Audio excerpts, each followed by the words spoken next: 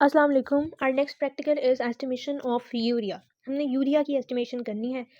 So urea it is a waste product formed in the liver during the breakdown of proteins part of the urea cycle. यानी proteins की जब breakdown होती है ना, तो urea produce होता है in a cycle known as urea cycle. ठीक है। जब प्रोटीन से हमारे पास अमाइनो एसिड्स बनते हैं, तो अमाइनो एसिड्स जब मेटाबलाइज होते हैं तो उनके मेटाबॉलिज्म के नतीजे में अमोनिया प्रोड्यूस होता है जो कि टॉक्सिक होता है। तो जो हमारा लिवर है वो उस अमोनिया को एक लेस टॉक्सिक कंपाउंड में कन्वर्ट करता है, दैट इज़ यूरिया। और वो कैसे करता है, वो उस अमोनिया को कार्बन डाइऑक्साइड के साथ मिला देता है। और ये जो यूरिया लिवर के अंदर चूंकि बनता है, फिर हम उसको ट्रांसपोर्ट करते हैं through blood into the kidneys, और फिर हम उसको यूरिन के जरिए से एक्सक्रीट कर देते हैं। और इस तरह से जो बॉडी का नाइट्रोजन बैलेंस है वो मेंटेन रहता है। ठीक है, यानी जो हम नाइट्रोजन इनटेक कर रहे हैं उस और जो नाइट्रोजन एक्सक्रीट हो रहा है, ठीक है, there is a balance between them. Monitoring urea levels in the blood is crucial for assessing kidney function, as abnormal levels can indicate issues with metabolism or renal function।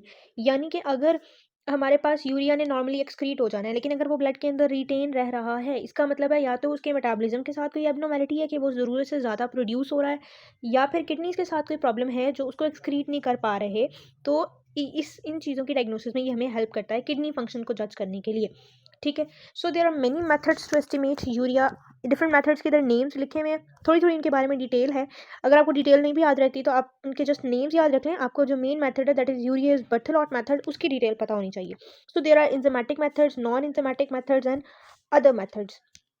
अब जो इंजामेटिक methods हैं उनके अंदर भी दो मेथड्स हैं, urease Berthelot method and glutamate dehydrogenase method. ठीक है, जो हम करेंगे वो यूरियस बर्थेलॉट मेथड है, ये मोस्ट कॉमनली यूज मेथड है और इसको हम गोल्ड स्टैंडर्ड मेथड भी कहते हैं।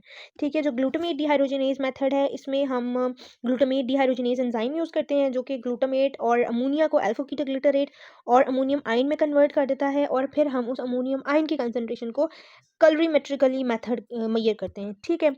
नॉन एंजाइमेटिक मेथड्स में डाई एसिटाइल मोनोऑक्साइम मेथड है, जिसमें हम यूरिया को डाई एसिटाइल मोनोऑक्साइम कंपाउंड है उसके साथ रिएक्ट करवाते हैं एसिडिक कंडीशंस में। जब ये रिएक्शन होता है कलर्ड कंपाउंड बनता है, और हम स्पेक्ट्रोफोटोमीटर से उसकी इंटेंसिटी को मेजर करते हैं, और जितना ज़्यादा वो प्रोड्यूस होगा इसका मतलब उतना ज़्यादा यूरिया बन रहा है।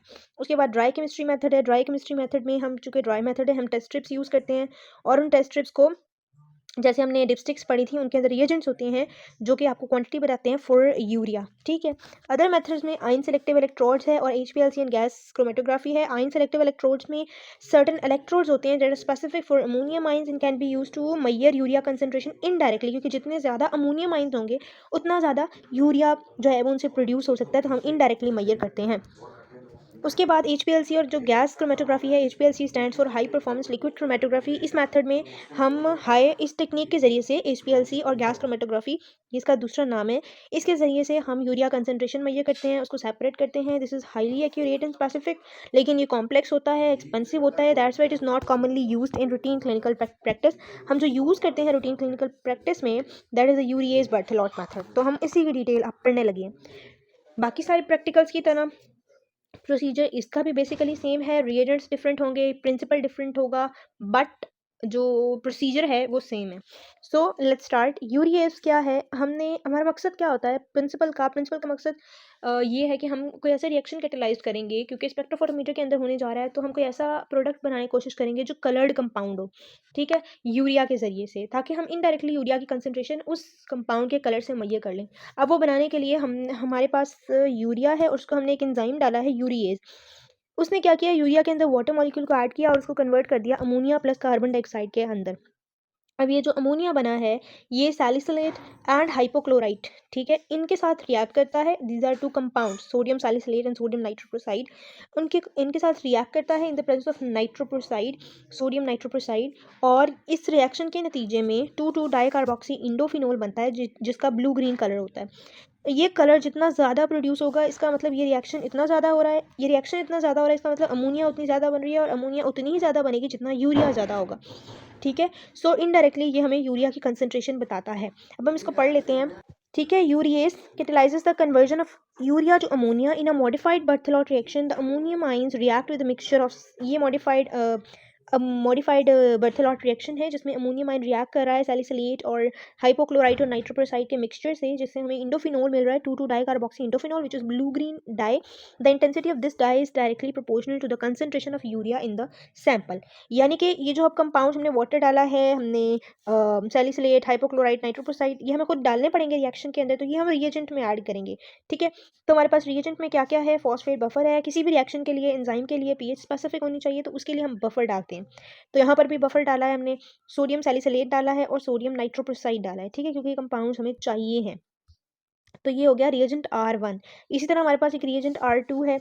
अच्छा, इसके अंदर EDTA भी है और यूरिएज एंजाइम भी है। जो रिएजेंट R2 है उसमें भी बफर है, सोडियम हाइड्रोक्साइड है, सोडियम हाइपोक्लोराइट है। ठीक है, ये कंपाउंड रिएजेंट 2 में, ये अपने याद कर लेने। और स्टैंडर्ड सोल्यूशन में हमारे पास यूरिया है और उसके साथ सोडियम अजाइड है। ठीक है, ये हमारे पास रिएजेंट के कंपोनेंट्स हैं, कुछ एसेसरी कंपाउंड्स हैं जो कि रिएजेंट को मेंटेन करने के लिए ज़रूरी हैं। उसके बाद आ जाते हैं स्पेसिमिन पर, कि स्पेसिमिन क्या है, यानी जिस चीज़ पर हम जिस चीज़ से हम यूरिया के लेवल्स मेजर करना चाह रहे हैं, तो वो सीरम, प्लाज्मा भी हो सकता है, provided the anticoagulant use does not contain ammonium और फ्लोराइड। यानी कि जिस जो एंटीकोएगुलेंट आपने यूज़ किया है to prevent clotting in the plasma और सीरम, उसके अंदर अमोनियम या फ्लोराइड नहीं होना चाहिए, वो आपके रिएक्शन को, रिजल्ट को चेंज कर सकता है। और आप यूरिन को भी ऐसा स्पेसिमेन यूज़ कर सकते हैं। और यूरिन हमें कौन सा चाहिए, डाइल्यूटेड विद डिस्टिल्ड वाटर, यानी 1:100 रेशो होनी चाहिए जो यूरिन सैंपल हम लेंगे उसकी। उसके बाद सेटिंग्स क्या करनी है स्पेक्ट्रोफोटोमीटर की, वेवलेंथ 578 नैनोमीटर होगी इस प्रोसेस की, क्यूवेट 1 सेंटीमीटर लाइट पार्ट पर सेट होगी और टेम्परेचर रूम टेम्परेचर होगा हमारे पास। उसके बाद है प्रोसीजर। अब इसका प्रोसीजर थोड़ा सा वेरी करता है, बेसिक ठीक वही है, सेम है। 3 टेस्ट ट्यूब्स लेनी है आपने। आपने उन्हें 1 बाय 1 लेबल करना है as blank, standard and sample. ठीक है, अब आपने 1 ml रिएजेंट डालना है R1 वाला सारी टेस्ट ट्यूब में। ठीक है, उसके बाद आपने 10 माइक्रोलीटर सीरम लेना है सैंपल के अंदर। अच्छा, माइंडेड आपने अभी R1 डालना है, R2 नहीं डालना। फिर आपने जो सैंपल वाली टेस्ट ट्यूब है उसके अंदर 10 माइक्रोलीटर जो सीरम सैंपल, आप ये वाला है, सीरम है, प्लाज्मा है, यूरिन है, वट जिसके साथ भी आप प्रैक्टिकल परफॉर्म करें, आपने 10 माइक्रोलीटर वो डालना है। फिर 10 माइक्रोलीटर स्टैंडर्ड सोल्यूशन डालना है स्टैंडर्ड के अंदर। ठीक है, ये जो स्टैंडर्ड सोल्यूशन है इसकी कंसंट्रेशन हमें पता है कि इसके अंदर यूरिया की कंसंट्रेशन क्या है, स्टैंडर्ड यूरिया सोल्यूशन है ये। ठीक है, जो ये यहाँ पर आपको इधर नज़र भी आ रहा है। उसके बाद आपने क्या करना है, आपने सोल्यूशन को ट्यूब्स में मिक्स करना है 5 मिनट्स के लिए, इतने टेम्परेचर पर इंक्यूबेटर में डालकर उसको इंक्यूबेट करना है।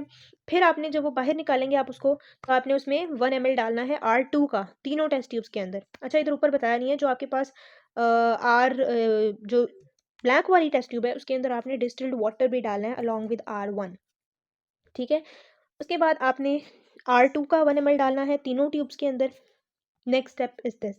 उसके बाद आपने अगेन उन्हें मिक्स करना है, अगेन इंक्यूबेट करना है 5 मिनट्स के लिए रूम टेम्परेचर पर और 20 to 25 डिग्री सेल्सियस पर। और फिर आपने स्टैंडर्ड की और सैंपल की ब्लैक के अगेंस्ट एब्जॉर्बेंस फाइंड कर लेनी है। यानी आपने फिर स्पेक्ट्रोफोटोमीटर को ऑन करना है, ये माइक्रो लैब है तो उसको ऑन करेंगे आप मैयर के ऑप्शन पर जाएंगे। मैयर के ऑप्शन से आपने प्रैक्टिकल यूरिया का परफॉर्म कर रहे हैं उसको सेलेक्ट करेंगे। सबसे पहले वो आपको करेगा मैयर वाटर ब्लैंक, तो आपने उसको वाटर ब्लैंक देना है। ठीक है, जो आपने बनाया है उसके बाद वो करेगा मेजर द कैलिब्रेशन। तो कैलिब्रेशन या स्टैंडर्ड सोल्यूशन दोनों सेम चीज़ें हैं, आपने उसको वो सिप करवाना है, वो थोड़ा सा उसको प्रोसेस करेगा, वो आपको उसकी एब्जॉर्बेंस बता देगा। अब आपके पास स्टैंडर्ड की कंसनट्रेशन आपको पहले ही पता है, अब आपके पास स्टैंडर्ड की एब्जॉर्बेंस आ गई है। ठीक है, एब्जॉर्बेंस आने के बाद वो अब आपको कहेगा कि सैंपल को सिप करवाएं। ठीक है, मेजर द सैंपल, तो आपने उसको सैंपल वाली टेस्ट ट्यूब सिप करवानी है। जब आप तीनों चीज़ सिप करवा लेंगे, प्रोसेस करेगा और वो आपको डायरेक्ट सैंपल के अंदर यूरिया की कंसंट्रेशन बता देगा माइक्रो लैब। स्पेक्ट्रोफोटोमीटर के अंदर अगर प्रैक्टिकल परफॉर्म करें तो आपके पास सैंपल की एब्जॉर्बेंस आएगी, तो आपने उसको इस फॉर्मूले के अंदर पुट करना है, which is the concentration of urea is equal to absorbance of sample, जो अभी आपके पास आई है, एब्जॉर्बेंस ऑफ स्टैंडर्ड जो इससे पिछले स्टेप पर आई थी, और कंसंट्रेशन ऑफ स्टैंडर्ड ऑलरेडी हमें पता है 80 फैक्टर है। ठीक है, सॉरी 80 हमारे पास कंसंट्रेशन है। ठीक है, और इस तरह से आपने वैल्यू निकाल ली। ठीक है, इस तरह से आपके पास यूरिया की वैल्यू आ जाएगी। ठीक है, और यहाँ पर वो बता रहे हैं कि अगर पर 24 आवर यूरिन वॉल्यूम का अगर आपने निकालना है, दैट्स नॉट इम्पॉर्टेंट, बट अगर आपने निकालना है तो आपने उस वैल्यू को जो आपके पास आई है, तो आपने उसको वॉल्यूम ऑफ 24 आवर यूरिन के साथ मल्टीप्लाई कर देना है। तो आपके पास उस पूरे यूरिन में यूरिया की कंसनट्रेशन आ जाएगी, ठीक है। और टू कन्वर्ट मिलीग्राम पर डेसीलीटर टू मिली मोल पर लीटर, तो आपने उसको 6.01 से डिवाइड कर देना है। उसके बाद है नॉर्मल वैल्यू क्या होती है, सीरम के अंदर यूरिया की नॉर्मल वैल्यू होती है 10 to 50 मिलीग्राम्स पर डेसीलीटर, और यूरिन के अंदर होती है 10 to 35 ग्राम्स पर डेसीलीटर, ठीक है। यूनिट्स बहुत ध्यान से लिखनी है, grams, hello, there is a difference between milligram and gram, there is a lot of difference, ठीक है। तो आपने याद रखना है कि यूरिन के अंदर ग्राम्स में होती है। 1 milligram of urea corresponds to 0.467 milligram of urea nitrogen, ठीक है, यानी उसके अंदर इतनी नाइट्रोजन होती है। So that's all about the practical. उसके बाद अब हम वाइवा के अंदर पूछे जाने वाले जो इसके साथ प्रैक्टिकल के साथ क्वेश्चन होंगे वो देखेंगे कि यूरिया रेस्ट क्यों होता है ब्लड के अंदर। तो the term azotemia it refers to the increase levels of nitrogen containing compound, जिसमें यूरिया और अमोनिया यूरिया एंड क्रिएटिनिन आता है। जब इसके ब्लड में लेवल ज़्यादा हो दोनों के तो उसको हम एजोटीमिया कहते हैं, और अगर सिर्फ यूरिया के ज़्यादा हो तो उसको हम यूरीमिया कहते हैं, ठीक है। अब ऐसा होता क्यों है, इसके 3 कॉजेज़ हैं। प्रीरीनल कॉज यानी किडनी कॉज नहीं है, किडनी से पहले वाले लेवल पर कोई कॉज है, ठीक है। और रीनल एजोटीमिया यानी किडनीज के लेवल पर प्रॉब्लम है, और पोस्ट रीनल एजोटीमिया यानी किडनीज के बाद जो पूरा यूटीआई है उसमें कोई प्रॉब्लम है। सबसे पहले हम प्री रीनल पढ़ लेते हैं। डिक्रीज रीनल परफ्यूजन यानी रीनल यानी किडनीज तक जो ब्लड आ रहा है वो ही कम है, ठीक है। तो उसकी वजह से भी यूरिया एक्यूमुलेट हो सकता है ब्लड के अंदर, क्योंकि kidneys are unable to filter a large amount of blood, a large amount of urea through it, and the reason of this condition are congestive heart failure, जिसमें हार्ट पंप नहीं कर पाता ब्लड को, जिस वजह से किडनीज को कम blood मिल रहा है। शॉक है, इसके अंदर भी कम ब्लड मिलता है।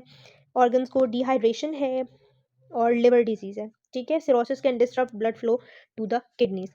उसके बाद high protein diet, diuretics use and GIT bleeding, these are some pre renal azotemia causes, ये आपने याद कर लेनी है। उसके बाद है रीनल एजोटीमिया। रीनल एजोटीमिया यानी किडनीज का प्रॉब्लम है, तो उसमें acute kidney injury, chronic kidney disease, glomerulonephritis, tubulo interstitial nephritis, polycystic kidney disease, जितने भी किडनी की डिजीज आपको पता है आपने इसके अंदर लिख देनी है। पायलोनेफ्राइटिस भी लिख सकते हैं। उसके बाद पोस्ट रीनल एजोटीमिया, उसमें यूटीआई ऑब्स्ट्रक्शन है, यूटीआई इन्फेक्शन है, पोस्ट प्रोस्टेट इनलार्जमेंट है, ब्लैडर कैंसर है, किडनी स्टोन्स हैं, ठीक है। ये भी वही टर्म्स हैं जो आपने पहले पढ़ी हुई हैं। तो किडनीज के आगे जो ट्रैक यूरिनरी ट्रैक है पूरा, उसके अंदर जो प्रॉब्लम्स हो सकती हैं वो पोस्ट रीनल एजोटीमिया की कॉजेज में आ सकती हैं, ठीक है। So that's all about this practical. Thank you so much for watching. If you have any question you can ask in comments. अल्लाह हाफिज़।